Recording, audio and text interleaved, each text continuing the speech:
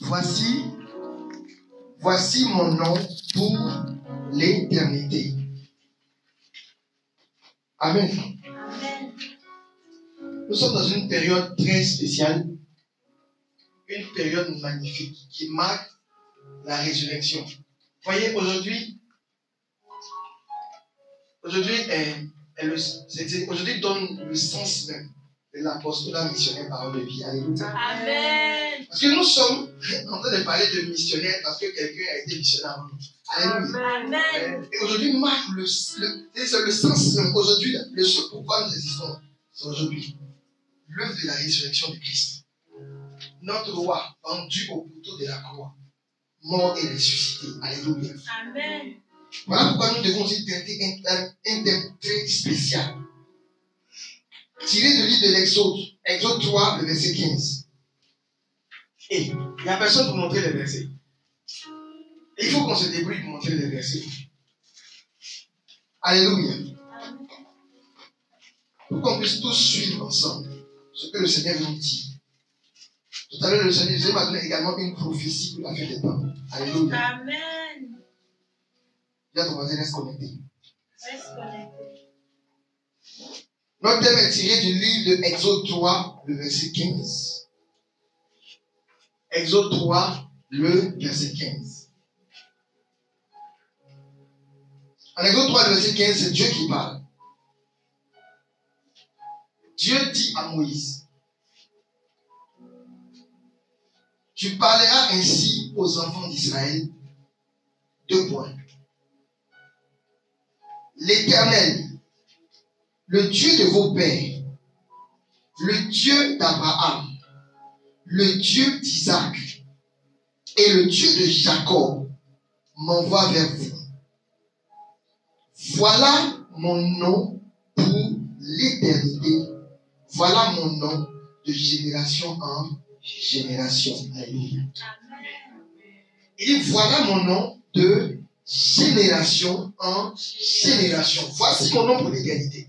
Et ils disent, non, comment est-ce qu'on peut appeler Dieu? Dieu a beaucoup de noms, c'est la vérité.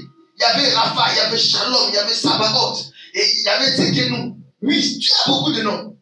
Mais il dit à ce peuple, voici mon nom pour l'éternité. Il n'a pas dit voici mon nom parce qu'on est dans le désert. Alléluia. Dieu donne un nom en fonction des circonstances dans lesquelles tu te trouves. Alléluia. Dieu te donne un nom. Tout d'abord, il y avait Shalom, c'est lui qui apporte la paix. Alléluia. Tout d'abord, il y avait Sabaoth.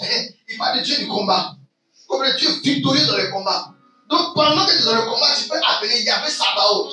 Si tu comprends. Donc, quand tu dis Yahvé Sabaoth, il faut savoir que c'est la dimension de Dieu dans le combat qui apparaît.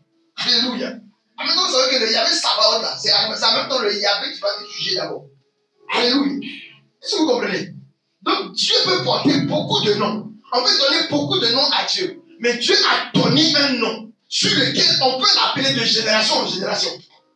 Dieu a donné un nom. Il dit, voici mon nom pour l'éternité. Dieu d'Abraham, Dieu d'Isaac et Dieu de Jacob. Si vous voulez m'appeler, si vous voulez dire aux enfants d'Israël, s'il veut me parler, s'il veut m'appeler, appelez-moi le Dieu d'Abraham, le Dieu d'Isaac et le Dieu de Jacob. Alléluia. Amen. Dieu s'identifie à des personnes. Je vois Dieu commencer à s'identifier à ton nom. Amen. Il dit, je vois Dieu commencer à s'identifier à ton nom. Amen. Alléluia. Il dit, voici mon nom pour l'éternité. Dieu d'Abraham, Dieu d'Isaac et Dieu de Jacob. J'aime bien vous dire, lorsque Dieu dit des choses, asseyez-vous et vous cherchez à comprendre pourquoi. Pourquoi il n'a pas dit je suis le Dieu de, je sais pas moi, Esaïe? Pourquoi il n'a pas dit je suis le Dieu d'Esaïe par exemple? Pourquoi il n'a pas dit je suis le Dieu de comment il s'appelle? L'un des fils de Noé, là, Seth. Pourquoi il n'a pas dit ça? Pourquoi il n'a pas dit je suis le Dieu de Seth? Mais il dit voici mon nom. Dieu se choisit 3 personnes. 3 personnes sur qui il pose son nom et il dit à chaque fois que vous voulez dire mon nom, associez ces personnes à mon nom. Dieu va associer ton nom à son nom. Amen. Alléluia. Alors il nous revient de chercher à comprendre pourquoi Dieu peut s'identifier à Abraham, pourquoi Dieu peut s'identifier à Isaac, pourquoi Dieu peut s'identifier aussi à Jacob. Alléluia. Amen. Mais avant de rentrer dans ce thème, avant de rentrer pleinement dans pourquoi il est le Dieu d'Abraham, pourquoi il est le Dieu d'Isaac et pourquoi il est le Dieu que tu comprennes quelque chose. Dieu envoie Moïse pour parler aux enfants d'Israël. Dieu dit, il dit, avant ça. Non, puis tu leur diras, c'est Dieu qui parle. Celui qui m'a envoyé vers vous s'appelle le Seigneur. Celui qui m'a envoyé vers vous. C'est que Dieu ne parle pas directement aux enfants d'Israël. Dieu envoie qui? Moïse. Pour parler aux enfants d'Israël. Est-ce que vous comprenez? Dieu envoie Moïse parler aux enfants d'Israël. Dieu envoie dans l'histoire plusieurs personnes. Dieu a envoyé Moïse vers Israël. Dieu a envoyé les prophètes vers Israël. Dieu a envoyé Jésus-Christ vers son peuple. Alléluia. C'est lorsque Dieu veut te parler, il passe toujours par une personne. Lorsque Dieu veut te parler, il passe par une personne. Lorsque Dieu veut parler à son peuple, il choisit toujours une personne. Et c'est cette personne-là qui va véhiculer son message. Le premier message, la première partie sur laquelle je vais attirer votre attention, surtout pour la génération actuelle, cette génération orgueilleuse, cette génération qui n'est plus prête à écouter les autres. C'est le premier message, le premier niveau que je veux que vous puissiez comprendre. Dieu est passé par Moïse pour parler aux enfants d'Israël. C'est-à-dire qu'il a envoyé Moïse vers les enfants d'Israël. Le Seigneur m'a dit, dis-le, parle-leur de la puissance de la recommandation. Alléluia. Non, la puissance de la recommandation. C'est le premier grand point. La puissance de la recommandation. Lorsqu'une personne est déléguée, elle ne part pas avec son titre, mais elle part avec le titre, l'autorité et la détermination de celui qui l'envoie. Alléluia. Amen. Lorsqu'une personne est recommandée, lorsqu'une personne est déléguée, elle ne part pas avec son titre. Est-ce que vous comprenez? Elle ne part pas avec son autorité. Elle part avec le titre, l'autorité et la domination de la personne qui l'a envoyée. Est-ce que vous arrivez à comprendre ça? Donc ça veut dire, lorsque Dieu dit à Moïse, va vers le peuple d'Israël, ce n'est pas la capacité de Moïse, parce que Moïse m'était un peu. Souvenez-vous que lorsque Moïse a fini de tuer l'Égyptien, qu'est-ce que Moïse a fait? Moïse a fui dans le désert. C'est que Moïse était un peu parce qu'il a dit, certainement que l'affaire est connue et que Pharaon va chercher à me faire mourir. Si Moïse était un guerrier, il serait resté et aurait commencé à défendre son peuple, monter une armée. Et que Moïse était un peureux. Mais lorsque Moïse revient vers le peuple d'Israël, il ne revient pas avec sa caillou de peureux, mais il revient avec un caillou de courageux, parce que c'est l'Éternel qui l'a envoyé. Alléluia. Voici l'une des composantes de la puissance de la recommandation. Si quelqu'un vous recommande, alors vous partez avec le titre de cette personne. Vous partez avec l'autorité de cette personne et vous partez avec sa domination. Alléluia. Voilà pourquoi le premier point de ce grand point, le premier petit point, le premier aspect de ce grand point, c'est lorsque vous êtes recommandé, vous ne faites pas votre volonté, mais la volonté de celui qui vous a envoyé. On peut voir ça dans Jean 6, verset 38 à 39. Lorsqu'on te recommande, lorsqu'on t'envoie, lorsqu'on te délègue, on dit tu ne fais pas ta volonté, mais tu fais la volonté de celui qui t'a envoyé. Trop de personnes, sur cette jeune génération, trop de personnes ont été envoyées et ont détourné le message. Trop de personnes ont été envoyées et ont tordu le message. Ils sont allés faire ce qu'ils ont envie de faire. Non. Lorsqu'on t'envoie, tu ne fais pas ce que tu veux. Tu fais ce que le gars qui t'a envoyé la veut. Alléluia. Il dit, oui, je suis descendu du ciel pour faire la volonté de quoi? De celui qui m'a envoyé. Je suis descendu du ciel pour quoi? La volonté de celui qui m'a envoyé. Il peut dire, non, je suis du ciel pour faire ce que j'ai envie de faire. Non. Lorsqu'on est recommandé, on ne fait pas notre volonté, on fait la volonté de celui qui nous a envoyé. Trop de fois, on envoie souvent des vies spirituelles dans des destinations. On envoie des missionnaires. On dit, va dans tel pays, va dans telle contrée, va dans tel coin pour prêcher l'évangile. Va faire ça au nom de la communauté ou au nom du ministère. Le temps que tu vas te rendre compte, quelqu'un est parti construire son ministère. Alléluia. Le temps que tu vas te rendre compte, quelqu'un est parti et il a bâti son ministère. Il a oublié même qu'il était envoyé par une congrégation, mais par même une domination. Alléluia. Une dénomination, pardon. Alléluia. Lorsqu'on te voit, Christ a respecté ce qu'on lui a dit. Et si nous sommes des disciples du Christ, si nous sommes à l'image du Christ, on doit respecter ce que notre premier responsable dit. Notre premier responsable, c'est Jésus-Christ. Et lui-même, lorsqu'il l'a envoyé sur la terre, il n'a pas fait sa volonté. Je suis convaincu que s'il devait faire sa volonté, Jésus-Christ serait marié. Alléluia. C'était un joli garçon. Alléluia. Oui, oui, c'est la vérité. Avec les charpentiers, là, c'est pas petit l'argent. Dis amen fort. Oui. Charpentier, dans le temps. Ébéniste. Jésus faisait les chaises. Les chaises que tu t'assois dessus, tu risques de voir Dieu. Hey. Les chaises que tu t'assois, tu risques de voir Dieu. Les chaises qui faisaient, les bancs qui faisaient pour marier, quand ça c'est les chaises, c'est pas méditation totale. Un gars comme ça qui ne voulait pas le marier en son époque. Si Jésus m'a dit faire sa volonté, il se serait marié. Mais il dit, je suis descendu du ciel pour faire la volonté de celui qui m'a envoyé. Point final. Point final.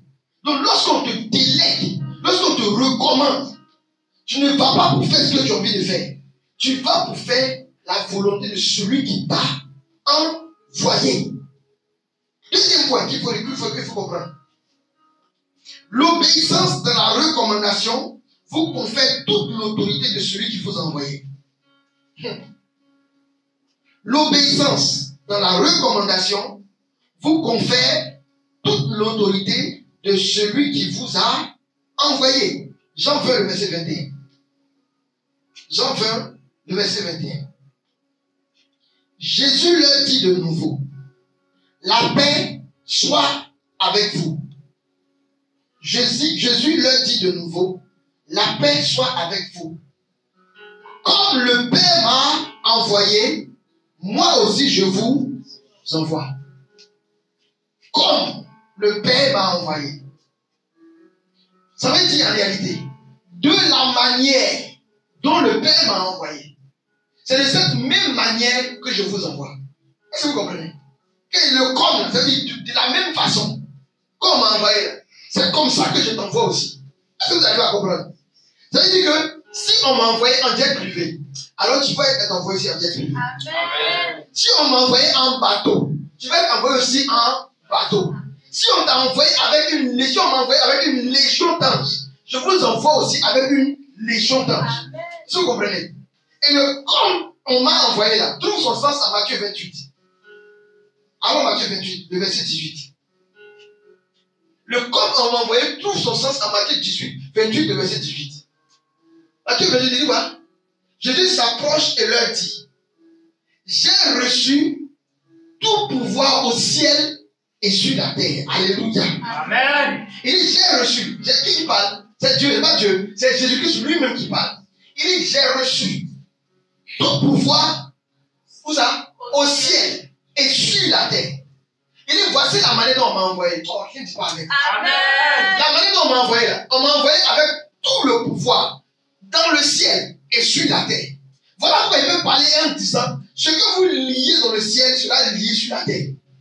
Est-ce que vous comprenez? Amen. Ce que vous liez dans le ciel sera lié sur la terre. Donc il dit, comme on m'a envoyé, moi aussi je vous envoie. Ce que vous allez lier dans le ciel va être lié sur la terre. Pourquoi? Parce qu'il a reçu tout pouvoir au ciel et sur la terre. Et s'il t'envoie, il t'envoie aussi avec tout pouvoir dans le ciel et sur la terre. Amen. Alléluia. Il t'envoie avec tout pouvoir dans le ciel et sur la terre. Et il ne faut pas négliger la recommandation. Voilà pourquoi tu peux opérer dans une dimension dans laquelle tu n'as jamais opéré parce qu'on t'a envoyé. Tu n'as pas dit amen. Tu peux opérer dans une dimension que toi-même tu ne connais pas. Juste parce qu'on t'a recommandé. Le jour où un homme de Dieu plus loin que toi t'envoie vers une destination, t'envoie vers une prédication, tu risques de pouvoir ressusciter les morts. Pendant que toi-même, toi-même tu sais que tu ne peux pas ressusciter. Excuse-moi, hein. Toi-même tu as ta vie là. Même comme la mal de tête ne peut pas guérir. Mais ce jour-là, tu risques de remarquer que les morts reviennent dans la vie. Il ne faut pas croire que c'est toi. Alléluia. Amen. Ce n'est pas toi, c'est l'onction de la personne qui t'a envoyé. Celui qui t'a recommandé là. Donc, l'obéissance à la recommandation vous confère la puissance et l'autorité de la personne qui vous envoie. Alléluia.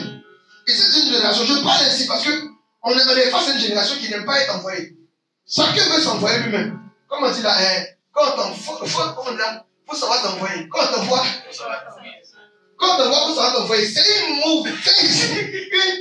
très mauvaise manière de penser. Quand on t'envoie, faut savoir t'envoyer. Non. Quand on t'envoie, fais la volonté de celui qui t'a envoyé. Voici la bonne phrase. Quand on t'envoie, fais la volonté de celui qui t'a envoyé. Il ne faut pas savoir t'envoyer. En Christ, on ne s'envoie pas. Dis amen. C'est quelqu'un qui t'envoie. Alléluia. Troisième point. Et ça, j'aimerais que vous écoutez très bien. Troisième point, il est dangereux de mépriser une personne déléguée. Il est très dangereux de mépriser une personne déléguée. Les personnes déléguées, là, souvent il y a les assistants, souvent il y a les épouses, souvent il y a les vies spirituelles. Il est très dangereux. Je vais vous montrer pourquoi. Jean 14, verset 6. Non, prends Matthieu 10 d'abord, le verset 40. Matthieu 10, le verset 40. Vous allez voir ce que Matthieu 10, verset 40 dit. Il dit, si quelqu'un vous reçoit, c'est moi qui reçois. Et la personne qui me reçoit aussi celui qui m'a envoyé. Hey! Est-ce que vous allez pas comprendre? Si quelqu'un vous reçoit, il parle à ses disciples. Il dit, je vous envoie, non, allez-y. Si quelqu'un vous a reçu, c'est moi d'abord qui l'a reçu. Et si quelqu'un m'a reçu, il reçoit aussi celui qui m'a envoyé. Souvent, lorsque ton père spirituel te dit, va à gauche, et que tu es parti vraiment à gauche, et qu'on t'a reçu à gauche, on a reçu ton père spirituel, on a reçu le père de ton père. Il y a des malédictions qui sont tridimensionnelles. Alléluia. Il y a des malédictions qui sont tridimensionnelles. On peut dire quelque chose, on dit, tout le ministère va à droite. On va comme c'est, allez-y dans tel point. Toi, on dit d'aller là-bas, tu t'en vas, et puis, on envoie quelqu'un vers toi. Voici le bon message. Surtout les gens qui font souvent écouter les hommes de Dieu. Nous sommes écouter l'homme de Dieu. L'homme de Dieu peut dire, comme il a dit, comme Naaman le Syrien. Il est venu voir qui? Il est venu voir Élisée. Qui l'a reçu? C'est pas Géasi. Parce que Élisée a mandaté Géasi de recevoir Naaman. Et Géasi est devenu prophète sans être prophète. Tu n'as pas dit Amen. Amen. C'est la seule prophétie qu'on fait qu'il a pu faire dans toute sa vie. Alléluia. Après ça, on n'est pas vu de lui. Amen. Mais ce qu'il est venu dire, que mon maître dit, il faut aller te laver dans les eaux. Quand mon maître dit, l'onction du prophète, je suis venu avec. Sinon, moi, je ne suis pas le prophète. Alléluia. Mais ce jour-là, la parole de Géasi est arrivée à accomplissement. Parce qu'on l'a recommandé. Si Naaman le Syrien n'avait pas accepté cette parole, Naaman n'allait pas y. Alléluia. Et ce que les gens font en général, vous venez voir souvent un homme de Dieu. Vous arrivez, il peut être fatigué, puis dire à son épouse de vous recevoir. Non! Comme l'homme de Dieu lui-même n'est pas sorti, mon frère, tu as raté ta bénédiction. Alléluia. Amen. Comme l'homme de Dieu lui-même n'est pas là. Et attends, on veut le voir, c'est un de ses fils qui nous envoie. On a voyagé. Un jour, je vous ai déjà parlé de ça. J'ai calculé la distance entre la Samarie et puis où chose est venue. Où Naaman est venu rencontrer Élisée. Ça faisait 218 km. Il a voyagé 218 km sur un cheval. Venir rencontrer l'homme de Dieu. Souvent, on fait de grandes distances. Non, il faut qu'on aille voir l'homme de Dieu qui est là-bas. Tu arrives maintenant, c'est son fils spirituel qui reçoit. Non, c'est foutaise. Regarde, celui qu'on délègue là, il a l'autorité de la personne qui l'a délégué. Alléluia. Amen. Et cette génération n'arrive pas à comprendre ça. Cette génération n'arrive pas à comprendre. Si je n'ai pas vu l'homme de Dieu, s'il faut que je voie l'homme de Dieu, si je ne pas voir l'homme de Dieu, si tu as délégué quelqu'un, c'est suffisant. Alléluia. Amen. Si tu as délégué quelqu'un, c'est suffisant. Tu dois juste accepter cette personne. Plus de personnes n'arrivent pas à collaborer avec des personnes déléguées. Plus de personnes n'arrivent pas.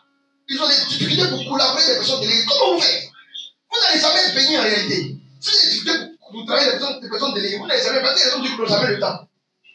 Les hommes de Dieu qui sont super occupés. En fait, ils sont occupés non parce qu'ils ont été occupés. C'est Dieu même qui les occupe. C'est Dieu lui-même qui les occupe. Et il s'arrange à ce que les personnes soient occupées. Pour ne même pas que vous puissiez les déranger. Parce qu'il est fait dans sa présence. Et il est obligé de déléguer des personnes. Si tu n'arrives pas à travailler avec une personne déléguée, tu ne seras pas béni. Alléluia. Amen. Il faut que les générations arrivent à comprendre ça. Amen. Prenons cette parabole.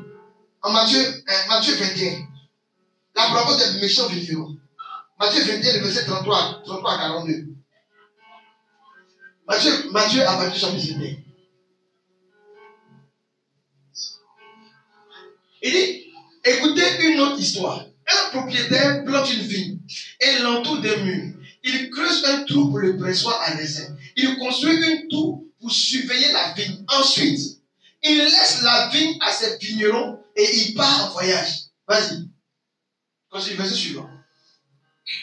Au moment où on récolte le raisin, il envoie ses serviteurs vers le vigneron pour aller chercher son raisin. Vas-y, continue. Mais les vignerons prennent le serviteur, ils le frappent bien, ils frappent le premier. Ils tuent le deuxième. Et ils font mourir le troisième à coups de pierre. Allons-y.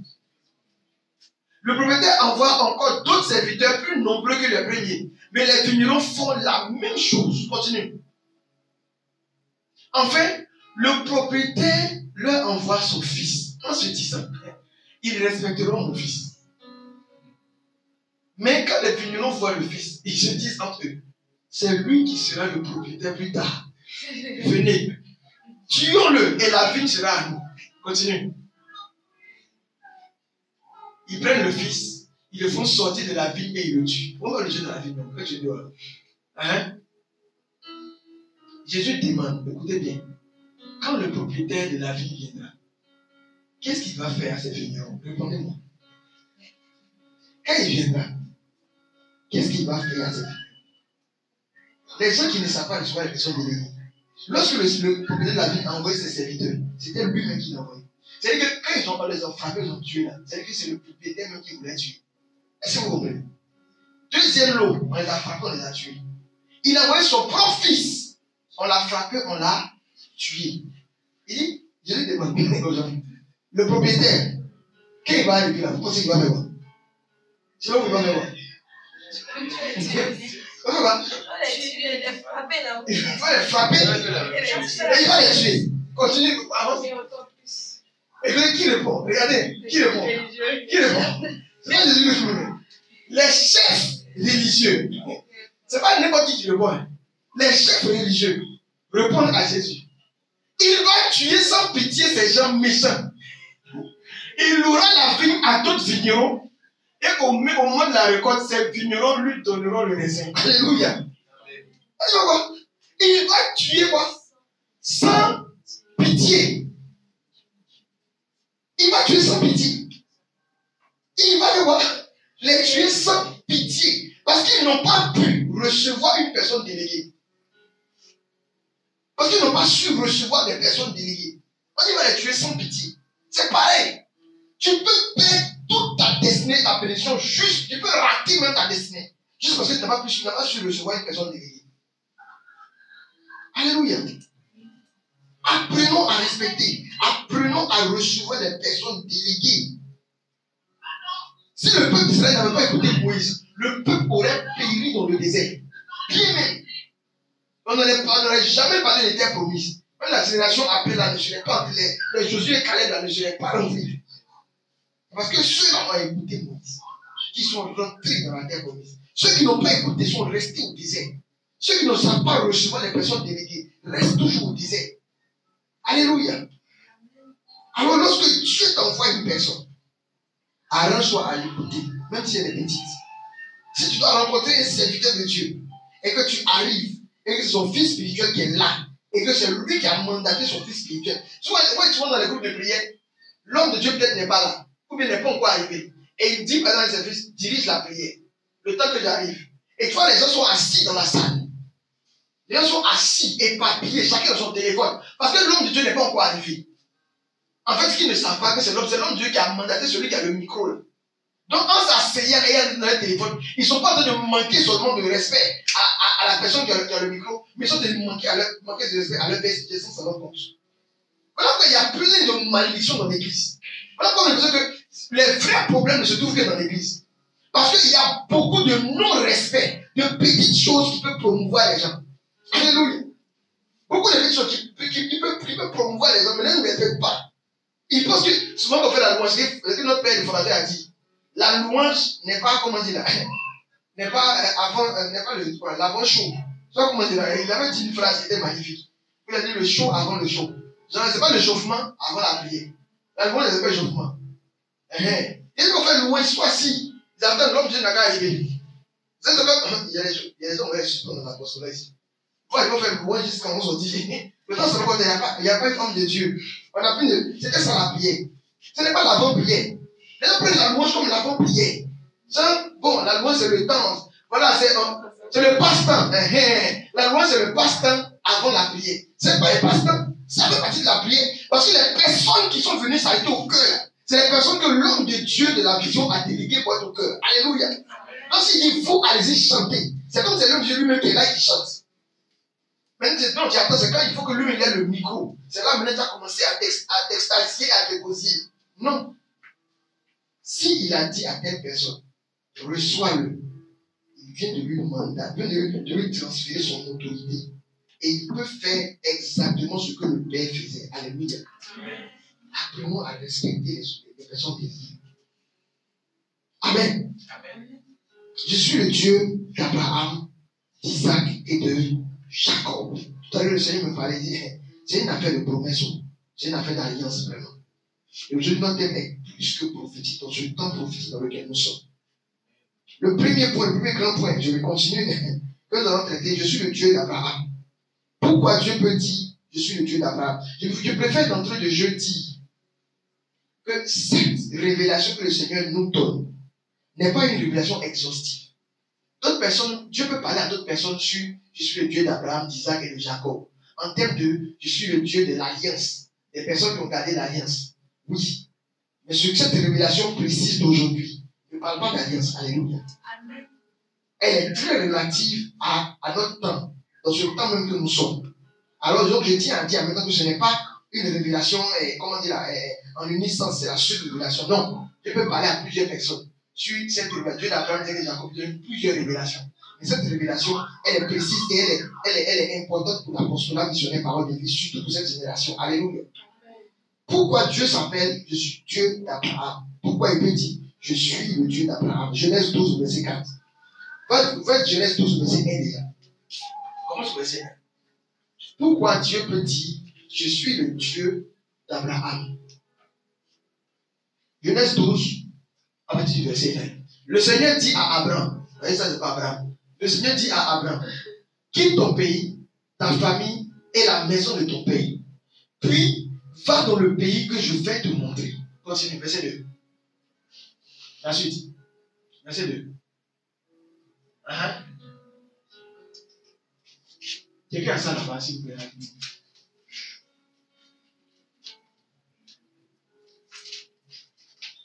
Verset 2. Je ferai de toi une grande nation. Il dit, je ferai de toi une grande nation. Et je te bénirai. Et je te bénirai. Je rendrai grand ton nom. Je rendrai grand ton nom. Sois en bénédiction. Sois en bénédiction. Je bénirai ceux qui te béniront. Je bénirai ceux qui te béniront. Qui te bafouera, je le maudirai. Celui qui va te bafouer, je le maudis. En toi seront bénies toutes les nations, toutes les familles de la terre. En toi seront bénies toutes les familles de la terre. Abraham partit comme le Seigneur. Fausse. Il dit, regardez, si vous avez regardé les types de bénédictions que Dieu donne à Abraham. Vous voyez, ce sont des bénédictions futuristes. Amen. Je te bénirai. Il n'a pas dit je te bénis. C'est vous plaît. Je te bénirai. Revenons un peu sur les bénédictions, vous allez voir. Je vais au verset 1. Et au verset 1 carrément. Le Seigneur dit à Abraham, quitte ton pays, ta famille et la maison de ton père. Puis va vers le pays que je vais te montrer son futur. Allons-y. Verset 2. Je ferai naître de toi. Je ferai. C'est pas encore arrivé. Naître de toi un grand peuple. Je te bénirai. C'est encore loin. Et je rendrai ton nom célèbre. Il n'a pas dit, je fais naître de toi un grand peuple. Si vous comprenez. Je te bénis et je rends ton nom célèbre. Je te bénis, je bénis ceux qui te bénissent. Je te bénis comme je te bénis je bénis les autres par toi. Il n'a pas dit ça. Il dit, je bénirai les autres par toi. En réalité, ce que Dieu est en train de dire était une prophétie. Est-ce que vous comprenez? Ce que Dieu est en train de dire à Moïse était une réalité pour Dieu, mais une prophétie pour Abraham. Dieu dit à Abraham. Était une réalité pour Dieu, mais une prophétie pour Abraham. Alléluia. Dieu parle.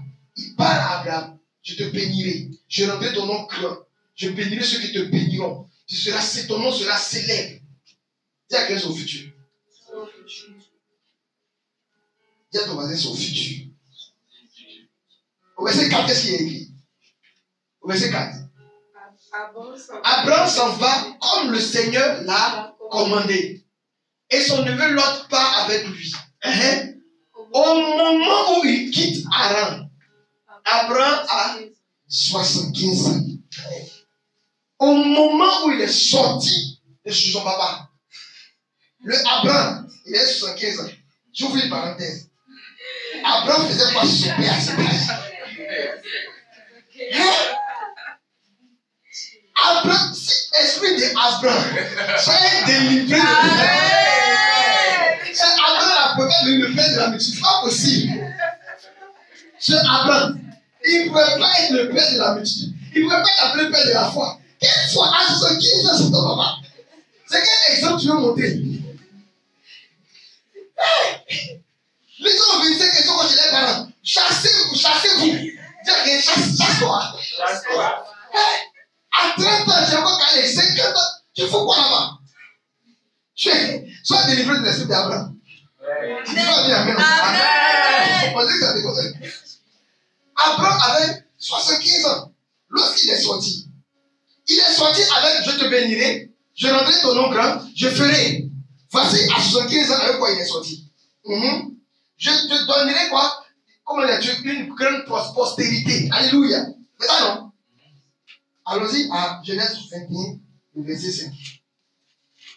En Genèse 12, il a dit, en Genèse 1, il a montré les bénédictions. En Genèse 21, le verset 5, qu'est-ce qui se passe? Abraham avait 100 ans. Quand Isaac naît, Abraham a 100 ans. Revenons au verset 2. Reviens au verset, comment là? Genèse 12, le verset 2. Genèse 12, le verset 2. Je ferai naître de toi un grand peuple. À 75 ans. Je ferai naître de toi un grand peuple. Or, on sait en fait que le grand peuple est conditionné par l'arrivée de Isaac. Par l'arrivée de comment il s'appelle? De Ismaël. Vous voyez? Et je ferai naître de toi un grand peuple. Il a dit ça à Abraham. Bon, à Abraham à 75 ans. Lorsque le grand peuple arrive, Abraham a 100 ans. 25 ans de patience. Quoi? 25 ans de patience. Attendre la promesse. Je veux dire, parle à ce peuple. On est rentré dans une période où seules les personnes consistantes et persévérantes peuvent tenir. Alléluia. Amen. Je suis le Dieu d'Abraham. Et puis il a dit, c'est mon nom quoi? Pour l'éternité. De génération en génération. Si les gens veulent me servir, il faut qu'ils soient patients. Tu n'as pas dit amen. Amen. Si les gens veulent me servir, il faut qu'ils soient persévérants. Quelqu'un te parle, on te dit, il y a des gens qui disent, non, Dieu m'a parlé, mais pourquoi depuis je ne vois rien? Tu vas travailler. Je te vois dans un avion. On est demain matin dans un avion. Je te vois avec beaucoup d'enfants. Mais pourquoi depuis là? Ça fait 3 ans, rien. Abraham a accepté 25 ans pour voir Isaac. Alléluia. Amen. Abraham a passé pendant 25 ans pour voir l'accomplissement de la promesse de Dieu. Deuxième point, je suis le Dieu d'Isaac. Pourquoi Dieu dit, il peut dire qu'il est aussi le Dieu d'Isaac. Prends Genèse 25, le verset 20. Pourquoi Dieu peut dire que je suis appelé moi le Dieu d'Isaac? Genèse 25, le verset 20. À l'âge de 40 ans, Isaac prend pour femme Rebecca, fille de Bethuel et sœur de Laban. Tous les deux sont des Araméens de haute Mésopotamie. À l'âge de quel âge? C'est à quoi? À 40 ans. Continue au verset suivant. Verset 21. Mais Rebecca ne peut pas avoir d'enfant. Alors, qu'est-ce qui se passe? Isaac prie le Seigneur pour sa femme. Et le Seigneur écoute sa prière et Rebecca devient enceinte. Reste là. Mais le Seigneur m'a donné une révélation même pendant que je chante des paix. Le Seigneur m'a dit, Si ta femme est stérile, ce n'est pas à elle de prier, c'est à toi l'homme de prier. Tu n'as pas dit. Ce n'est pas à elle de prier. C'est à toi l'homme de prendre tes responsabilités pour être asseoir devant le Seigneur. Et puis de prier pour qu'elle soit enceinte. Trop d'hommes accusent les femmes cadeaux. Tu ne dis pas bien. C'est là que le Seigneur vous attend. Mais elle ne fait pas enfant. Hein? Toi, tu ne pas ta bouche aussi pour prier. Hein? Tu ne pas ta bouche, elle ne fait pas enfant. Elle n'a qu'à l'utiliser, mais moi, je ne comprends pas. Elle, hein? On dit Isaac. Dis à ton voisin, il faut un comportement d'Isaac. Arrête d'avoir un comportement des hommes bizarres. Faut un comportement d'Isaac. On dit Isaac, on dit, mais Rebecca ne veut pas avoir d'enfant. Alors Isaac prie le Seigneur pour sa femme. Et le Seigneur écoute sa prière et Rebecca devient enceinte. Quand vous regardez ce verset-là, vous avez l'impression que il a prié et Dieu l'a exaucé. Alors verset 25, vous allez voir. Genèse 25, le verset 26. Genèse 25, le verset 26. Son frère sort après lui. Il tient le talon d'Ésaü par la main. On lui donne le nom de Jacob. Quand ils naissent, Isaac a 60 ans. Pas de choc. Isaac a prié pendant 20 ans pour avoir un enfant. Hey. Toi, tu pries pendant combien de temps? Tu veux vivre ça? J'ai prié. Non, Seigneur, tu ne m'écoutes pas. Ça fait 4 ans de mariage, pas enfant. Tiens, quelqu'un va chez Isaac. Vous voyez, non? En fait, ça fait bizarre quand on voit le premier verset, l'autre verset. Au verset 21, le verset 21. Ça fait bizarre parce que dès qu'il a prié, Dieu l'a exaucé. Parce que c'est écrit. On dit Isaac pria pour sa femme et Dieu l'exauça. Mais Dieu l'exauça 20 ans plus tard. Il n'a pas écrit ça. Il a écrit ça juste après devant. Parce que si on écrit ça, les gens vont plus aimer Dieu. Si on va coller les deux versets, les gens allaient arrêter d'être chrétiens. C'est-à-dire ça suffit, ça fait chrétienté, on ne veut plus. Est-ce que vous arrivez à comprendre? Non. Est-ce que vous arrivez à comprendre? C'est-à-dire que Isaac se va prier pour sa femme. On dit Dieu l'exauce. Mais c'est 20 ans plus tard que les jumeaux arrivent. Ça veut dire en réalité que pendant les 20 ans, Isaac continuait de prier. Il priait sans se décourager jusqu'à ce que Jacob et puis Ésaü arrivent. 20 ans de persévérance. Aujourd'hui, on a commencé le ministère, on veut être vu. Hey. Tu veux être vu. Tout le monde dirait actuellement Facebook. Il faut qu'on me voie. Non, le ministère n'est pas visible. De quelle visibilité tu parles? Tu vois quelle visibilité? Le ministère n'est pas visible. T'inquiète. Le diable aussi a des yeux. Tu n'as pas bien dit. Isaac a prié et a été patient pendant 20 ans sans relâche pour voir l'exaucement. Voilà pourquoi il peut dire, si vous voulez m'appeler, appelez-moi Dieu d'Abraham. Appelez-moi aussi Dieu d'Isaac. Maintenant, pourquoi il peut dire, appelez-moi Dieu de Jacob? Troisième point. Appelez-moi aussi le Dieu de Jacob. Genèse 31, le verset 41. Genèse 31, le verset 41. En Genèse 31, le verset 41, qu'est-ce qu'il dit? Il dit, cela fait 20 ans que je suis chez toi. Je t'ai servi 14 ans pour avoir tes 2 filles et 6 ans pour posséder un troupeau. Mais toi, tu as changé 10 fois mon salaire. Alléluia. Et les gens étaient doublés, mais ils sont restés. Alléluia. Non, fais-moi ton entreprise ici, c'est compliqué, il faut que j'aille ailleurs, va. Dis à quelqu'un, va. Jacob est resté pendant 20 ans à travailler pour quelqu'un d'autre. 20 ans. On dit qu'il ne peut pas travailler. Non. Tout le reste de l'entreprise, ça fait 3 ans ici. Vraiment, c'est fait trop. Il faut que j'aille ailleurs. Vous comprenez, il y a d'autres salaires. Non, mais va. Alléluia. Parce que vous voyez, on dit, Jacob est resté 20 ans chez Laban. 20 ans. À être fidèle à un même poste. Et cette première année, il a travaillé pour femme. Cette deuxième année, il a travaillé pour femme. Mais là, j'ai appelé une autre. Jacob a été patient et a travaillé 20 ans pour une personne, pour une autre personne, pour avoir la femme qu'il voulait. Alléluia. C'est vrai. Aujourd'hui, toi, tu dragues une fille. Non. Mais juste, alors, elle était semaines, on parle, et bien, elle ne me situe pas. Tu ne seras pas situé. Hey! Tu ne seras pas situé. Non. Que il cause, ça fait combien de temps on est ensemble? Tu dis quoi? Demande à Jacob ou bien? Demande à Jacob 7 ans. En fait, c'est un vrai problème, mais je vous dis, quand Jacob passait le couteau, il regardait, comment il l'arrachait comme ça? Là.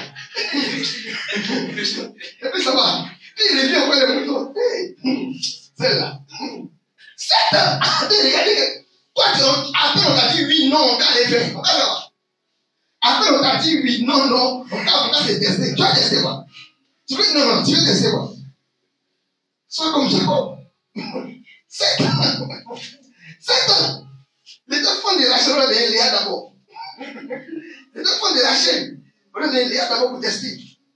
Il est resté en fait, pour avoir Rachel, sa femme qui l'aimait. Il est resté à travers le pendant 14 ans. Les gens aujourd'hui ne peuvent pas travailler dans le ministère des gens pendant 20 ans. Aujourd'hui, ils ont le ministère. 5 ans plus tard, ils ont trop tué dans le ministère. Vous savez, ils sont devenus des anciens maintenant. Il faut qu'ils aillent dans un autre ministère. Vous voyez, 5 ans là-bas aussi.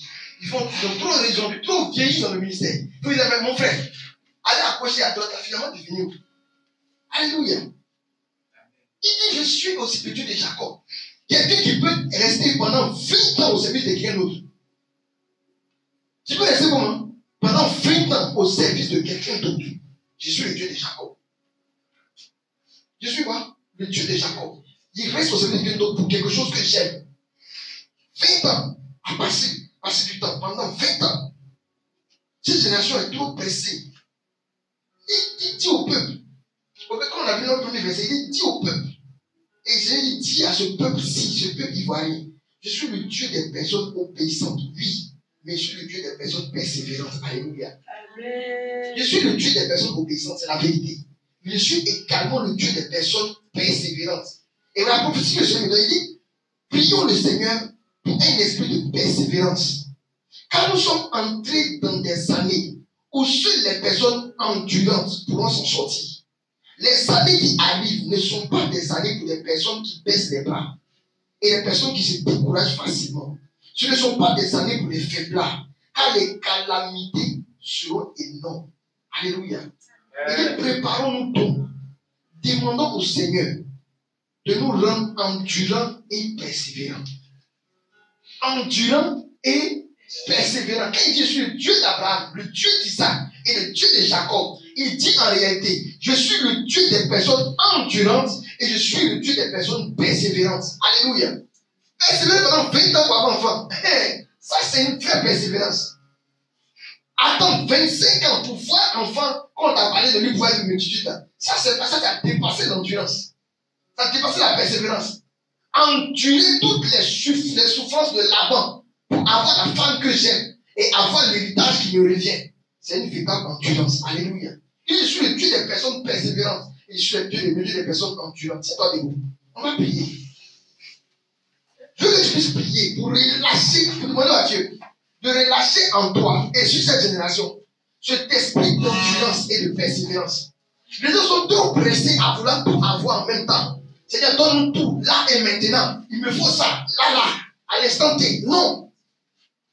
Je suis le Dieu d'Abraham. Je suis le Dieu d'Isaac et je suis le Dieu de Jacob. Le Dieu des personnes persévérantes et le Dieu des personnes endurantes. Regarde, cette prophétie que le Seigneur donne, c'est pas du jeu. Il dit qu'on est rentré dans des années. On a commencé 2020 quoi? Corona. On ne sait pas en avril ce qui nous attend. On ne sait pas en avril l'année ce qui nous attend. Et les années qui arrivent seront encore plus rudes. Il y aura des challenges que les gens ne peuvent pas imaginer. Il y a un homme de Dieu qui a prophétisé, non? Il a dit cette année, les gens seront découragés des œuvres de Dieu. Il a dit ça. Il a dit cette année, les gens seront découragés. Il parlait des serviteurs de Dieu lui-même. Hein. Il ne parlait pas des choses. Hein. Il dit cette année, il y a des hommes de Dieu qui seront eux-mêmes découragés de l'œuvre de Dieu. Mais regardez déjà quand ça se commence. Il n'y a plus peuple. Combien? Il y a peuple. Il n'y a plus peuple. Ça veut dire quoi? Qu'en réalité, le train de vie en Christ des églises est en train de baisser. On dit qu'il n'y a pas peuple. C'est vrai qu'on dit non, les gens fidèles, on va les dire, tu as menti. Il y a des gens là, ils donnent 10 parce qu'ils sont à l'église. Il faut offrir à l'église, mais ils ne sont pas là. Ils ont oublié qui arrive. Plusieurs aujourd'hui n'ont pas regardé la messe en direct. Oui. Plusieurs n'ont pas regardé la messe en direct. Il n'y a pas, on ne peut pas se rassembler. Il est couché à la maison, il dort. Vous voyez, il y a plusieurs hommes de Dieu actuellement qui sont en train de vivre des difficultés. Parce qu'en réalité, l'église, là, c'est pas une entreprise. Hein. C'est l'entreprise du Seigneur, mais c'est pas ton entreprise. C'est pas comme ça, génère des fonds quelque part et que tu peux payer des charges. Les églises qui louent les bâtiments font comment? Les églises qui doivent payer le courant, ils font comment? Les églises qui ont des charges, ils font comment? Puisque les fidèles ne sont plus là. Et oui, c'est ce genre de calamité. Si tu n'es pas persévérant dedans, si tu n'es pas endurant, tu fermes l'église. Clair. Si tu n'es pas persévérant, imagine maintenant au niveau des entreprises. Imagine au niveau des entreprises. Les gens qui ne sont pas persévérants sont enfermés. Les gens qui ne sont pas endurants, ceux qui ne sont pas endurants sont enfermés parce qu'ils ne peuvent pas tenir face aux challenges qui arrivent. Et Corona est le plus petit des challenges de toutes les années qui arrivent. Dans les 10 années qui arrivent, Corona est le plus petit des challenges. Donc ce n'est pas nous en tant que chrétiens, mais on va commencer. Ce n'est même pas le moment même d'être, comment dire, la faiblesse. C'est le moment, je me dis même, en fait, j'ai mis la personne qui a dit, à ce moment les chrétiens ne sont pas confinés, ils sont en retraite spirituelle. Bah, c'est pas dire. En fait, quand tu vas en retraite, tu vas attendre de ressourcer. Ça veut dire qu'en fait, ce qui t'attend quand tu sors là, c'est pas petit. Ce qui t'attend quand tu sors là, c'est pas petit. Et si ton confinement, quand tu ne t'es pas mis en retraite, quand on va sortir là, tu vas apprécier. Alléluia. Quand on va sortir de Corona, tu vas apprécier. Parce que vous n'avez pas idée des dettes que les pays sont en train de prendre. Quand on a 600 milliards, 245 milliards, 395 milliards, il y a des 1000 milliards. Vous pensez que juste l'argent on a battu pour donner aux gens. C'est crédit. Quand on va sortir de là, des monnaies seront dévaluées. Alléluia. Quand on va sortir de là, et les pays, les monnaies seront, surtout l'Afrique, on va prier vraiment pour l'Afrique. Des monnaies seront dévaluées.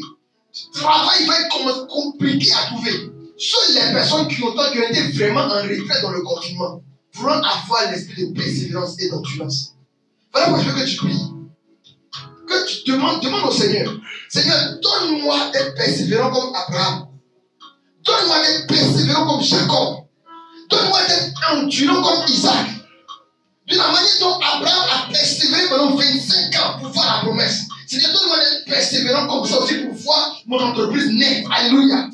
De la manière dont j'ai persévéré, de la manière dont Isaac a persévéré pour voir son enfant venir au monde. Pour voir son enfant venir au monde pendant 20 ans.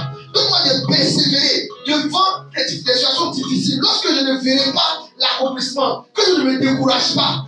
De la manière dont Jacob est resté au service de Dieu pendant 20 ans. Donne-moi cette endurance de pouvoir te servir pendant des années et des années sans me décourager. Et là, ma voix, et puis.